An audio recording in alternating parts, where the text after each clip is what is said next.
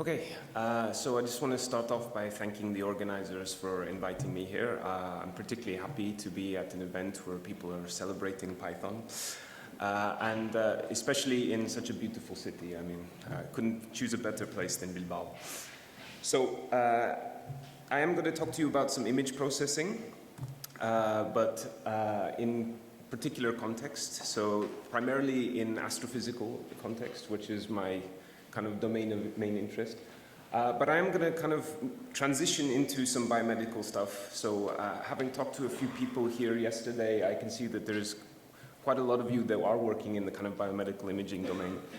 And so what I'm going to do is really just kind of show you where the overlap is between what we're doing in astrophysics, between what you could potentially be doing with some of these biomedical images. But as I kind of gauged from yesterday that there's probably not a lot of astronomers here today. And so one nice thing to do first thing in the morning is maybe have a little bit of a quick history lesson and kind of really motivate the problem that we're trying to solve. So, it's much more interesting to, discuss the techniques and things we're using when we really understand the problem that we're trying to solve from kind of a more big picture context. So I'm going to waste a little bit of my talk telling you a bit about cosmology. And so just to start off, just introduce where I work. So I work at the CA, which is a French Alternative Energies and Atomic Energy Commission. It's located, well, there's several nodes around France. The main one is just south of Paris. So inside the CA, I work at two different groups. So I spend about 4 days a week in a group called Modopt, which is in the astrophysics department. And the group is kind of special in the sense that half of the people in the group have an astrophysics background and start to learn like deep learning and convex optimization to apply to astrophysical problems. And the other people come from a more computer science, mathematical background and learn about astrophysical data. And we basically aim is to work together to try to find new ways to solve these problems. So given the context of the talk, it might be a bit strange to talk about astrophysics and biomedical imaging, but one of the reasons is I spend 1 day a week also working at a group called NeuroSpin, which is a neuroimaging center. And so their big claim to fame is that they're currently building the world's largest MRI. And so we found that there's a lot of overlap in the type of imaging problems we're trying to solve. So I will kind of get into that towards the end of this presentation. If there's anything I say that you find interesting, I encourage you to check out the Cosmostat website where you can find a lot more technical details and various other projects that I didn't have time to talk about today and find out about the people working on these things if you want to contact someone and so on. Okay, so without further ado, we can start getting into the sexy part of cosmology. So we don't have time to go through the entire history of cosmology today. So what I wanted to do is kind of highlight 5 major discoveries that we've made in the last 100 years that really kind of shaped our understanding of the universe. And every single one of these discoveries is involved, image processing to some degree. So we can start in the 1920s. So I assume most of you are aware that the universe is expanding. If you're not, surprise. So this was a discovery that essentially by just looking at the night sky, we were able to, the scientists were looking at the distances of galaxies. So measuring the distance of galaxies and then measuring how fast these galaxies are moving. And one thing they noticed is that all the galaxies on average appear to be moving away from us. And more importantly is that the further away you looked, the faster they seemed to be moving. And so the explanation for this was that the universe itself must be expanding. Now, this has since been confirmed by many other different types of experiments, but at the time it was quite a revelation. So only a couple years later, Fritz Zwicky, looking at how stars rotate around galaxies, noticed that these objects appeared to be rotating much more quickly than would be expected, given our understanding of gravity and the amount of matter that we could observe. So the only explanation at the time was that there must be some invisible form of matter that's causing this rotation that we've since referred to as a dark matter. So dark matter is still something that we don't really understand, hence the terminology. But there's been a lot of experiments since this that have really led to a consensus that we do believe that this type of matter exists. So we're going to come back to this topic in a bit more detail. So jumping ahead to the 1960s, a fortuitous discovery of what we call the cosmic microwave background. So the cosmic microwave background is the oldest light of the universe. Essentially, what happens is that the universe starts off in what we believe to be the Big Bang and expands to a point where the universe is cooled enough for photons to escape plasma and free stream throughout the universe. Essentially, this is a kind of uniform black body distribution that we can observe at any point in the sky. And what it tells us about is really the early history of our universe. So by examining these images of the cosmic microwave background, we learn about what the properties of the universe were billions of years ago. Okay, now we can jump ahead even further to the late 90s. And researchers looking at very distant supernovae, so essentially these kind of endpoints of stars, in this case, a combination of a white dwarf with a large star, noticed that not only was the universe expanding, but it seemed to be expanding more quickly over time. So we had an acceleration in the expansion of the universe. So this was, again, quite a revelation that really changed the way we think about the universe, because the only explanation for this phenomenon would be either that our understanding of gravity is wrong, so that either GR is incomplete or an incorrect theory of gravity, or that there is another component to the universe that is also an invisible kind of component that we refer to as dark energy, which is even more mysterious than its dark matter content.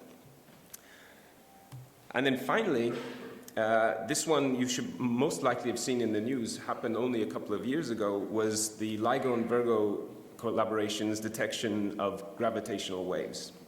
So these gravitational waves are essentially ripples in space-time itself, produced by very dense objects like black holes and neutron stars interacting with each other.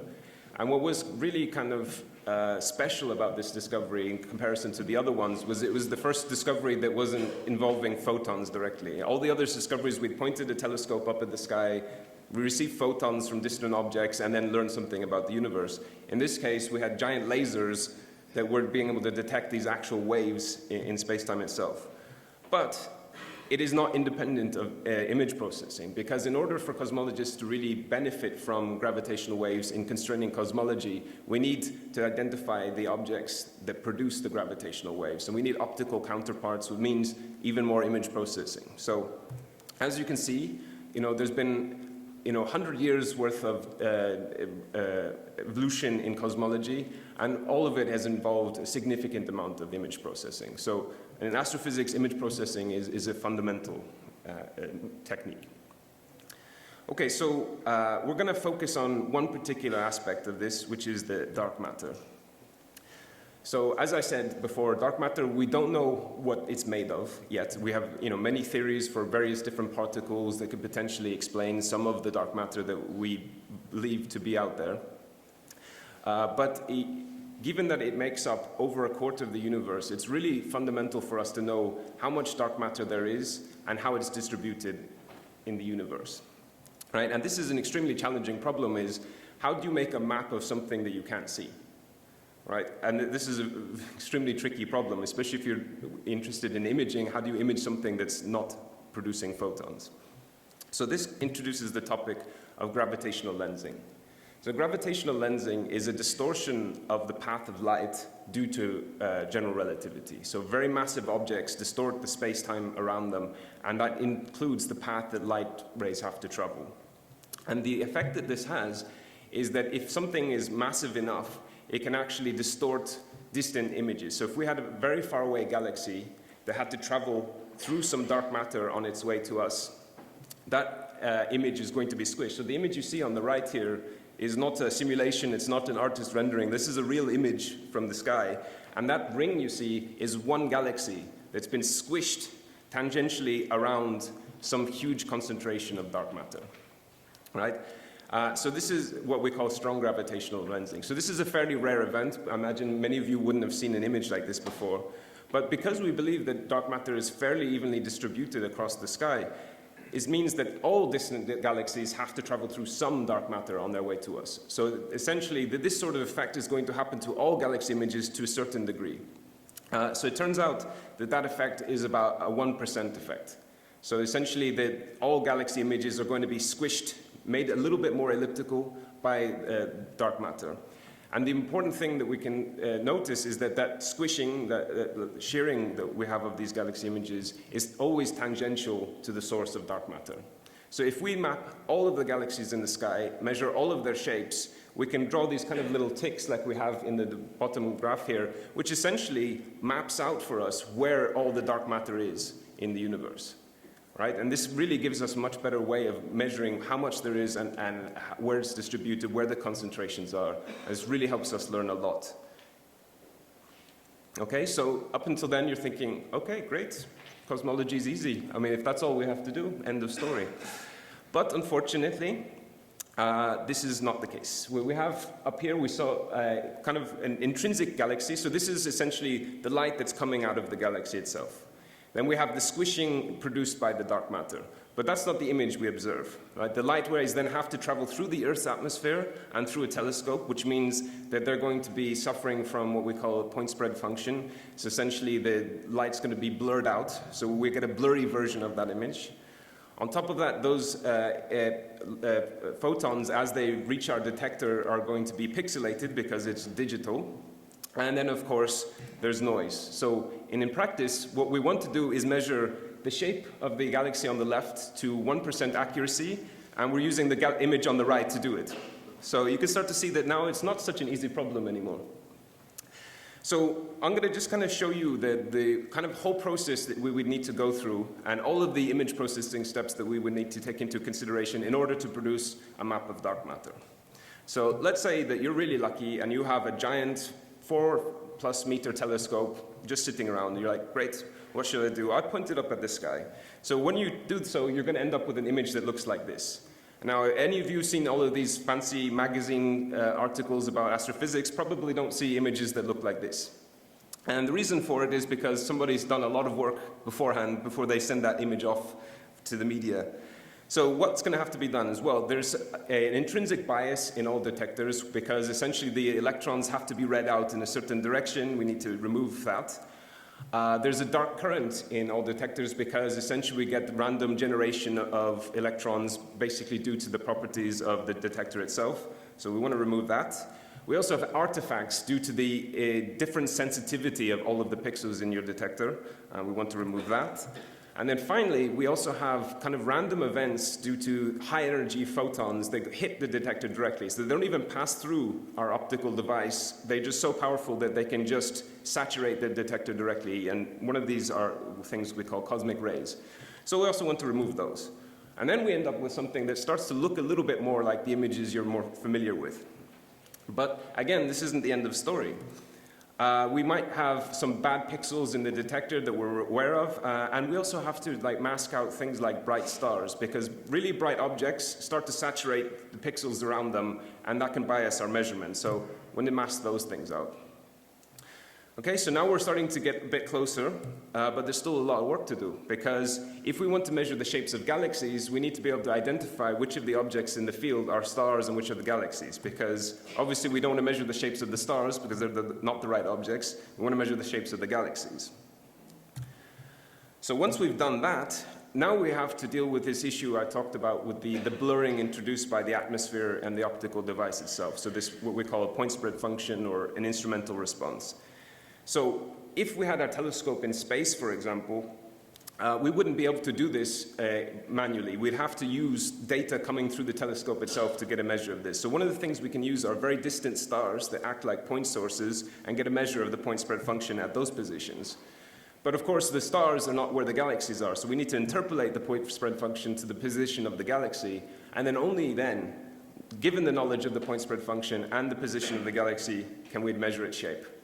And then we have to do this whole process for every single galaxy in the sky to finally produce our map of dark matter. So you can see that there's an awful lot of image processing going on.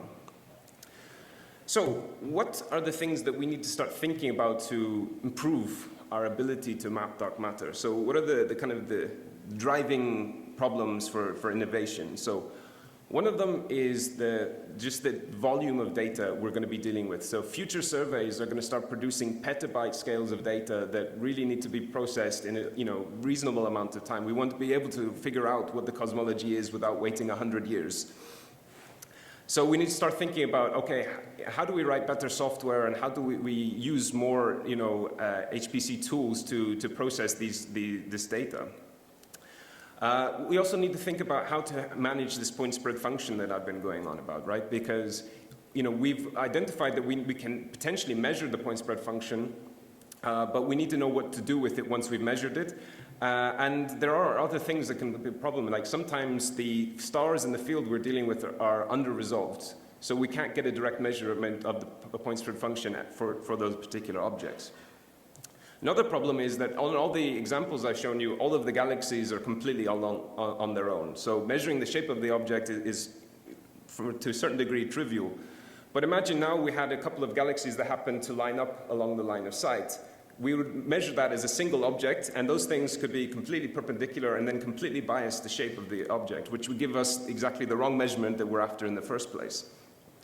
And then finally, even if we've done everything perfectly and we're really confident that we have the best possible weak lensing pipeline ever, we don't know, right? We have to be able to calibrate these measurements in order to trust them. To say that this is a robust measurement of dark matter, we need to say that we've properly calibrated this whole process as accurately as possible, right? Which means we have to think about how do we process something when we're dealing with real data and so on. Okay, so now this will lead us into the first section on image processing, and in particular for astrophysical image processing, but really in the context of some of these problems that I've described to you already. So, in order to do all of these steps, we need to develop our own weak lensing pipeline, right? So, essentially, starting from the raw images you point at the sky all the way down to that dark matter map, we need to be able to do each step of that. And this is where kind of Python, plays an important role for us, because one, it allows us very rapid development, right? That we can produce a pipeline in a relatively short amount of time using existing tools, existing packages that do some of these processing steps for us.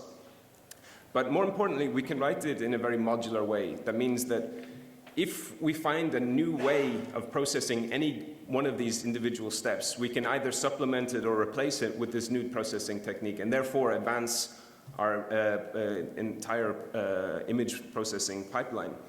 And this is, kind of fundamental way of starting to think in the astrophysics community, right? The old-fashioned way would have been to write a hardwired script that goes from the beginning to the end, does a brute force approach and produces your output, and then you put that in a paper.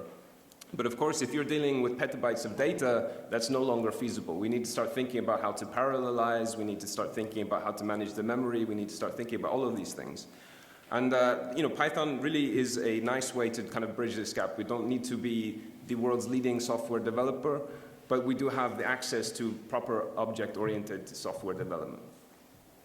Okay, so now let's talk about some of the ways that we could potentially improve on some of these issues we discussed. So, like, what are the things we can do to innovate weak lensing measurements?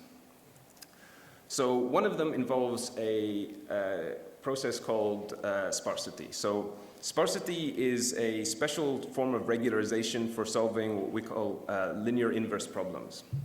So for everyone who was at the tutorial yesterday, this is going to seem extremely simple. You're like, we already know this. But for those of you who weren't there, I'll just give you a very brief introduction.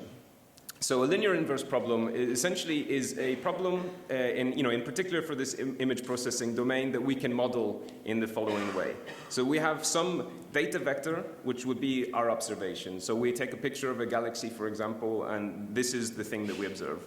And then we would have some model vector. So this essentially would be what the image that we want to recover is. So essentially, if we had a point spread function, being able to remove that point spread function. If we have noise, being able to remove that noise. If we have an unresolved image, being able to super resolve that image to the right resolution, and so on. Right? And therefore, the operation matrix H here is some kind of degradation operator that either introduces blur, adds noise, masks out different pixels, and so on.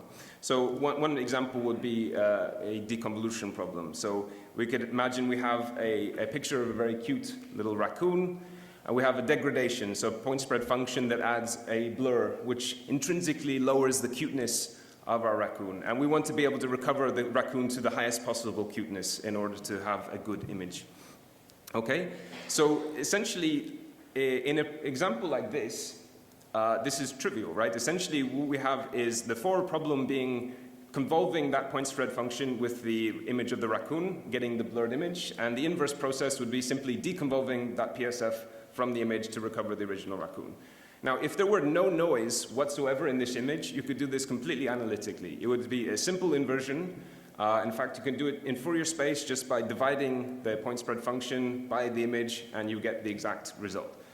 Unfortunately, even if you added the tiniest amount of noise to this image, it completely blows up. And the reason for that is that this problem is completely ill-posed.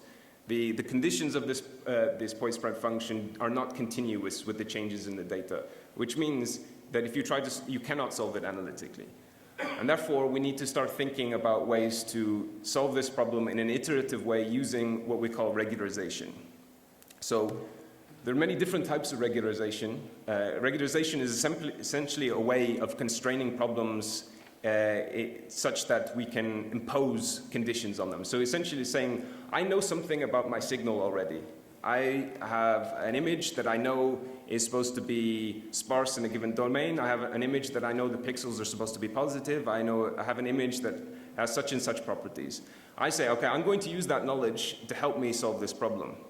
So one of those things we can do is called sparsity. So essentially what sparsity does is says, okay, all the possible solutions to your problem, I'm only going to accept those that are sparse under a given transformation.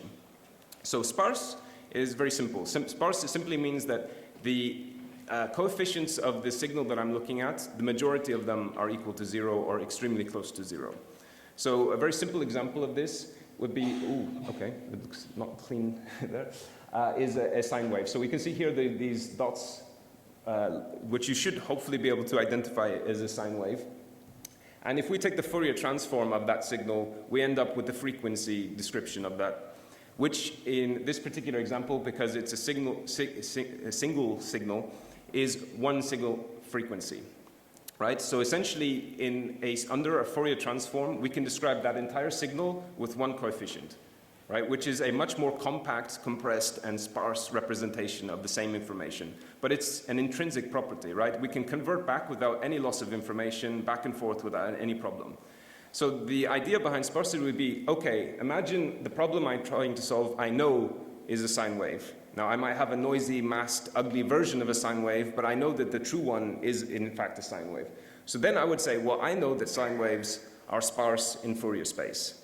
So I would say, well, I don't want to accept any solution that's not sparse in Fourier space. So essentially, you can imagine a plane, like this little bow here on the right, which is the space of all possible solutions, right? The regularization optimization problem that you see there is essentially saying, on the left, I want a solution that's a good result to this, good solution to this problem. So basically, if I was to plug in the exact right value of there, that term would be very small. The term on the right is saying, well, I'm only going to accept solutions to the problem that satisfy this condition that I specified. So that in this particular case, that it's sparse under Fourier transform. But of course, we're not limited to Fourier transforms as our sparse representations. There's a whole class of things called wavelets that decompose images and kind of is a way that preserves some frequency information and some temporal or spatial information simultaneously. One particular example of a wavelet transform is a transform referred to as the Starlit. The Starlit transform is a very well-suited wavelet transform for astrophysical images. Its full name is an undecimated isotropic wavelet transform. And what it does is if we take, for example, a picture of a galaxy, again, people who were at the tutorial yesterday will be very familiar with this data, and breaks it down into spatial frequencies. So essentially, starting on the first scale, you have the highest spatial frequencies of your image, and then you go to the second highest spatial frequencies, and so on and so forth, until you get to the coarsest frequencies of your image. Right? So this is extremely trivial because essentially if you just add up all of those scales and put them back together, you recover exactly the same image. So we have a way to go back and forth between these two spaces without any problem. But the important detail to notice is that each one of those scales is a more compact, sparser representation of that original image. Okay? So if I had a problem that I needed to solve that had involved an image like this, I could say, well, I know images like this are sparse under a Starlit transform. And therefore, I only want to accept solutions to a given problem that are also sparse under a Starlit Transform, which significantly limits the range of possible solutions and imposes a kind of direction that the solution to this problem should have. Right? So now we can start thinking about, okay, well, how can we use this methodology in the context of the problems that we discussed for detecting dark matter? So one of the problems we discussed was how do we handle that point spread function, right? So we want to be able to measure the shape of the galaxy as accurately as possible, right? So in general, this beautiful galaxy I just showed you in the previous slide, is the one that we put out in the magazines and so on. But the ones that we usually look at are kind of like this blob on the left here. They're very distant galaxies. We don't have a lot of resolution for them. They've convolved with an ugly PSF, and there's a lot of noise. So we end up with just this ugly blob, and we want to be able to measure the shape of that blob to within 1% accuracy, right? If we know the point spread function for this particular point in space, we can try to deconvolve this image using sparsity. So essentially, we end up with a minimization problem like the one here, which if you're not familiar with this type of mathematics might seem a bit intimidating, but in fact, it's just kind of a fancy version of the equation there on the right. So all we're doing is we're saying, I want to find solutions to this problem that are good approximations of the image. So if I was to take the point spread function, convolve it with my solution to this problem, and put it back into this equation, the first term should be very close to just the noise. And the second term is saying, well, only accept solutions that have that property, but also, when I do a Starlit decomposition of this image, retain sparseness. Okay? So in principle, it turns out that this works, right? So there's a paper there that we can demonstrate that we can remove most of the effects of this PSF and recover this true image. And then you can see, if you compare that true image to the observation, you can, I guess, even just see by eye which one of the two would be easier to measure the shape of. Right? So this is something that we're actively working on. We have Python code available that if anyone had the exact same problem could use. And we're able to demonstrate like the feasibility to implement sparsity into a problem like this. Right, so another application for sparsity is handling the measurement of the point spread function itself. So for this problem, we assume that this h parameter here, this point spread function, is perfectly known, or at least well approximated. But we have to be able to do that in the first place. Right? So as I mentioned when I was going through all the steps of the image processing, one of the things that we need to do is estimate the point spread function at the positions of all of these stars. Okay? And if these stars are under-resolved, this is extremely challenging because we don't have a measure of the point spread function per star. We have a kind of poor approximation of the point spread function at each of these positions. So one thing that we can try to do is a super resolution of all of the stars in the field. All right? And one way to do this is by taking advantage of some mathematical techniques like matrix factorization. But importantly, again, if we come back to this equation, we can see that we have a very complex minimization problem, but that we have the same sparse dictionary implemented in this. And that sparse dictionary is doing the same thing. We're able to decompose the PSF into its spatial frequencies, have a compact sparse representation of the same information that we can then impose such that we can recover the full resolution of these star images. Okay, so again, you're going to have to kind of take my word for it because we don't have time to go into all the mathematical detail. But again, it's just a very simple premise that is, again, not a very strong assumption. Essentially, we can show that we can decompose these images. We can show that they are good sparse representations. So it's not much of an assumption to say if we impose that dictionary, we are approximating a better solution to this problem. Right? So one of the advantages that this technique has, in addition to helping us fully resolve these images, is that we can also then interpolate more accurately to the position of the galaxy, right? Because one of the problems we have in astronomical image processing is that the point spread function is often not stable and continuous across the sky. So if we look at a galaxy over here and a galaxy over here, they have completely different point spread functions, right? Which means in turn that all of the stars in the field also have different point spread functions. So we need to be able to basically have an accurate and a stable interpolation of the point spread function to those galaxy positions. And that can be very challenging. So one of the benefits of this implementation, which is more fully detailed in this Schmitz et al. Paper, really goes into explain how you can use this matrix factorization to aid you in a interpolation that is not as sensitive to random variations in the point spread function in this field. Okay, so at the end of the day, the point is that the sparsity is a very simple tool and very easy to implement, but it has a lot of powerful properties that allow you to solve these inverse problems. And without many assumptions, right? So essentially, we're not dealing with a black box, we're dealing with some known properties of our signal.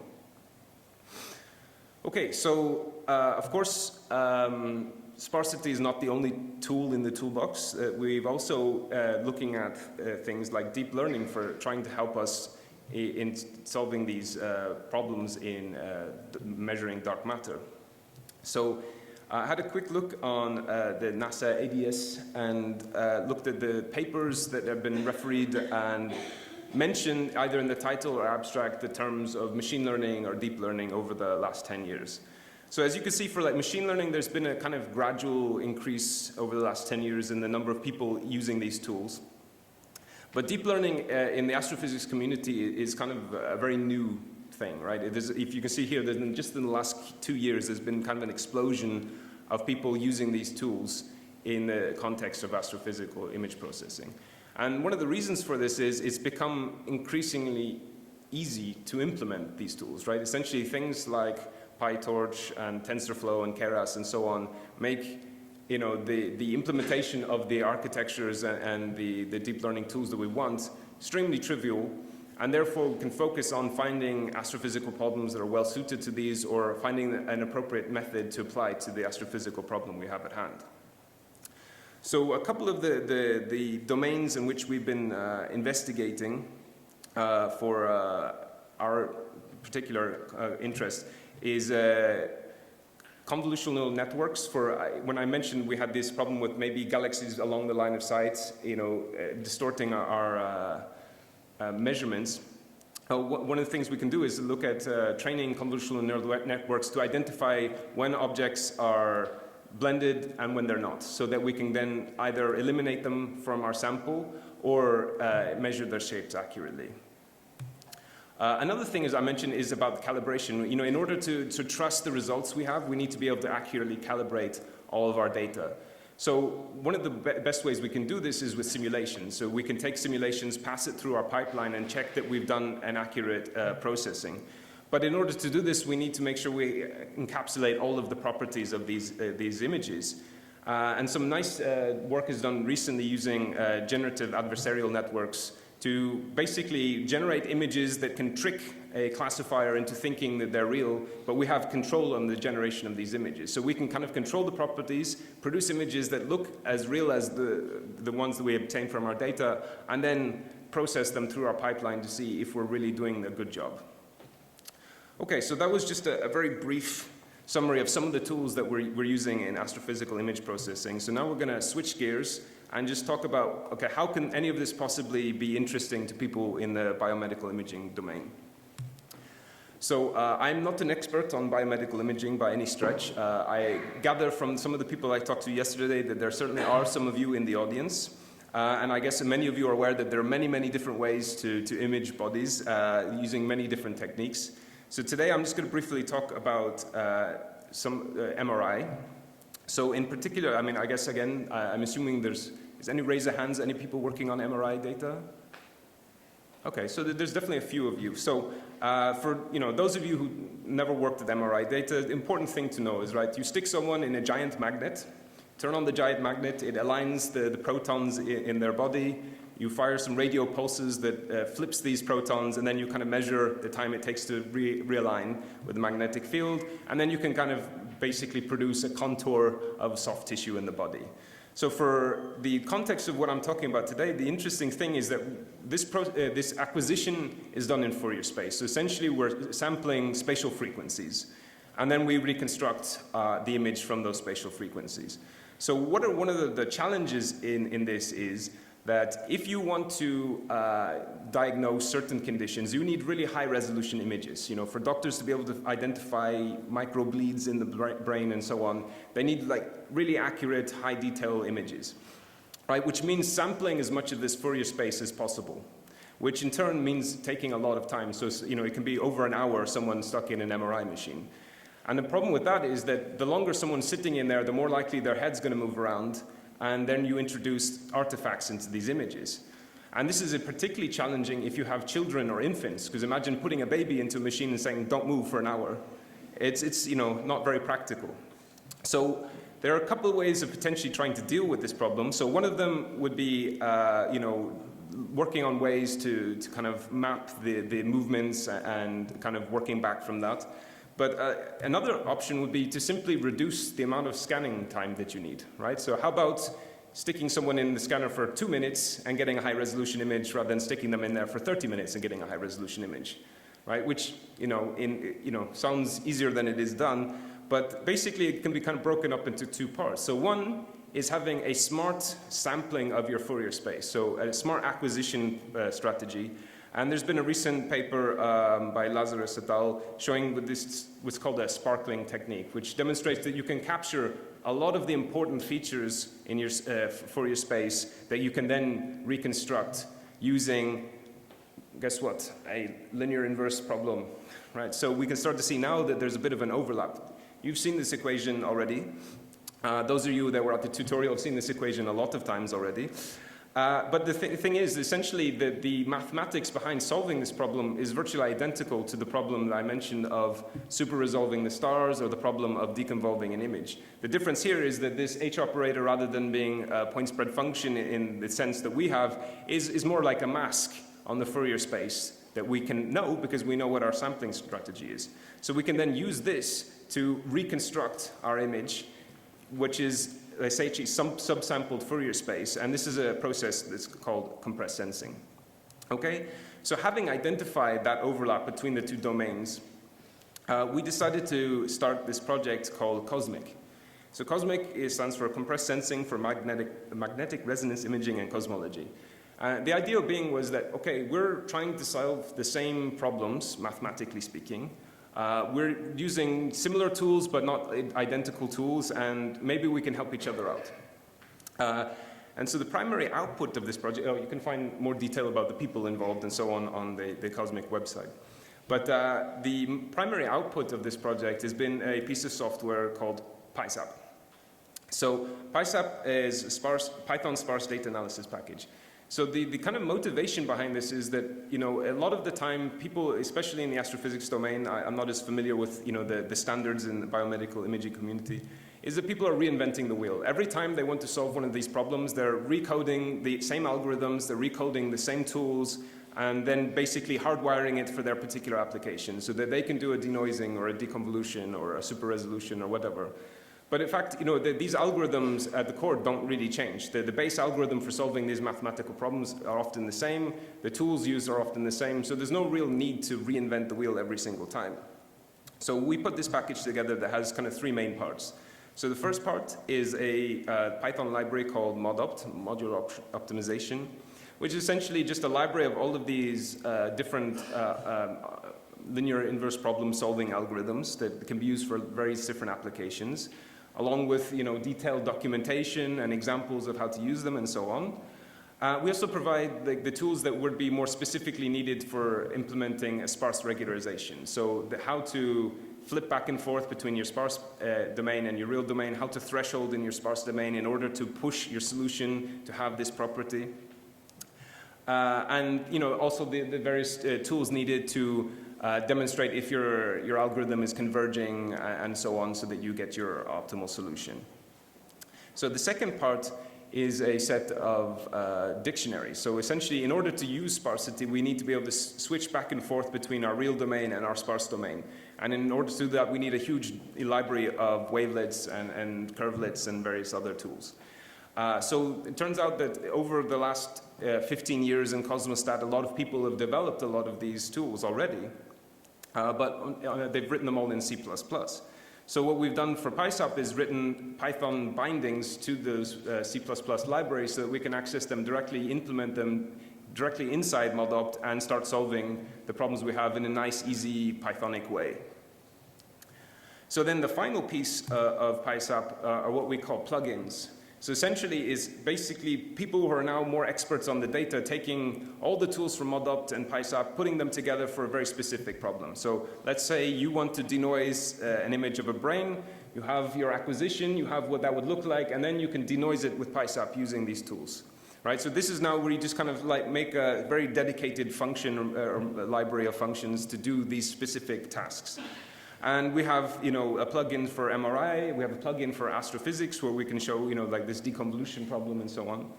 But the main thing is that we have this as a very open source framework. So let's say somebody who's working on positron emission tomography, or somebody who's working on microscopy, or some other imaging domain says, okay, I have a very similar problem I need to solve. I can use those tools, build my own plugin based on the templates that we provide, and now collaborate with us on this project, producing a more kind of versatile image processing toolbox. Okay, so I'm just going to take one last slide just to tell you about some of the things that we're planning to do in the future. So, as I mentioned, the explosion of deep learning is something that we're obviously paying attention to. So we're looking at all the different ways that we could potentially implement these tools into the frameworks that, of the problems we're trying to solve, in particular, this mapping of dark matter. So, other things we're interested in looking at is, dealing with imaging data that also has a temporal component, these variable images, the things like supernovae that from one moment to the next, the images don't look the same. Other things, of course, is, in order to handle big data and so on, we need to start thinking about clever GPU implementations, more HPC sort of applications for our tools. And so, yeah, as I mentioned before, if anyone in the audience is interested in any of these things, you can go to the Cosmic GitHub platform, and you can literally fork the plugin framework for PySap, build your own plugin, and then just submit a plugin review. And we would have a look through your code, and if we think, oh, this is fantastic, we can integrate this into the core of PySap, and then people will have access to these tools in the whole community. So I thank you for your attention, and I hope you enjoy the rest of the conference.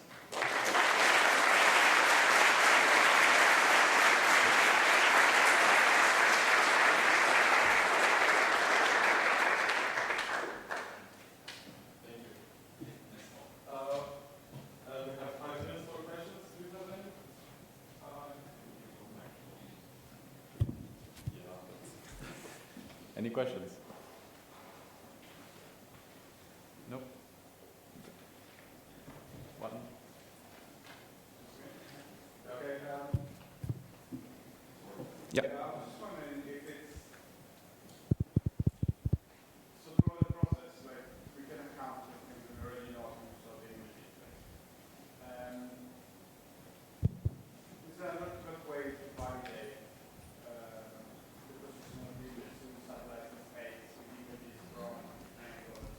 Yeah, so this is extremely challenging. So yeah, okay, sorry. The question was more is if there's another way to validate the processing of the images. This is one of the most challenging problems we have, because unlike other domains, if you're working, with natural images and so on, you have access to the data that you're dealing with, right? One of the biggest problems with astrophysics is that all of our data is very, very far away, right? And we don't really have any other way of obtaining that data than pointing a telescope at the sky. And virtually all telescopes suffer from the same problems, right? If you have the telescope on the ground, you have to deal with the atmosphere. If you have a telescope in space, you have to deal with the fact that you can't calibrate the instrument anymore. So if a rocket shakes all of your instrumentation around, you have no way of controlling that. And also the telescope moves a bit as it takes images, right? So then essentially what we try to do is kind of balance Images that we have, let's say, more confidence in, like closer images that we've processed multiple times using multiple techniques, and then we compare our new techniques to see if we're getting something consistent and so on. Simulations are a major part, right? So being able to simulate this data, add on artificial point spread functions, add on artificial noise, and then remove those things to see if we can recover the image is one of the most important things we can do. But of course, we have to be careful, because if we use a deep learning framework, we don't want to be learning features that are specific to the simulation. We want to learn features that are specific to the type of data we're dealing with, right? So we have to start worrying about overfitting. So this is particularly for the problem of the blending, for example. One of the things we're doing is trying to apply transfer learning. So essentially learning on the convolutional part on natural images and things like dogs and cats, and then only doing the classification on our astrophysical data, right? Whereas that way we're not overtraining the network to those simulations. But it's an extremely difficult problem. Any other question?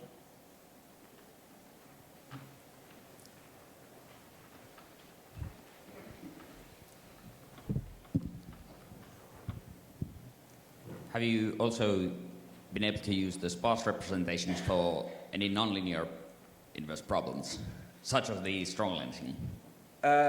Well, okay, so our group hasn't been involved so much on strong lensing. We do have collaborators in Lausanne who have been working a lot on strong lensing. And so in the past they were using sparsity to try to resolve strong lenses. But they've more recently switched to more deep learning framework where they feel like they're getting better results. So yeah, I mean, there are people working on these things, but in general, what we try to do is not be too dogmatic about the methodology, right? For someone like me who has a background in astrophysics, our interest is in the data and finding the right technique. For someone who comes from the more computer science, mathematical background, often they're finding the right application for their technique. So, it kind of depends on who you're talking to, which way is the right way to approach that.